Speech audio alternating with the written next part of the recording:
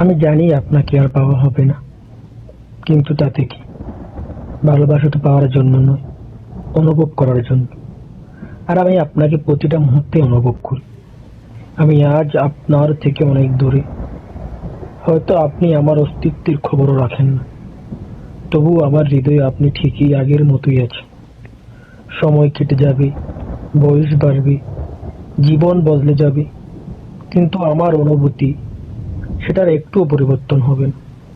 একদিন আমি বৃদ্ধ হব, শরীরের ক্লান্তি আসবে, হাঁটতে কষ্ট হবে, হয়তো কাঁপবে, কিন্তু জানেন, আমার মনের মধ্যে আপনার স্মৃতিগুলো তখনও ঠিক আগের মতোই তরুণ থাকবে।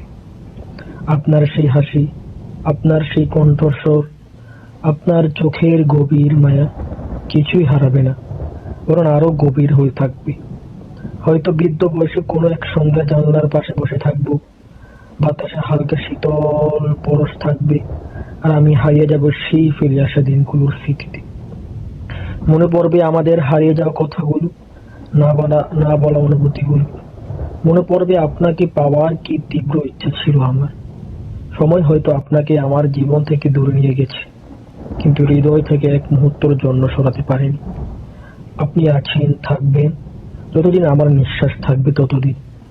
জীবনের শেষ দিনেও যদি কেউ আমাকে জিজ্ঞেস করে কাউকে সত্যিকারের ভালোবেসেছে কি, আমি তখনও নিঃসংকোচে বলবো, হ্যাঁ, তাকে, যাকে আমি কোনোদিনও পাইনি, কিন্তু ভালোবেসেছি সারা জীবন।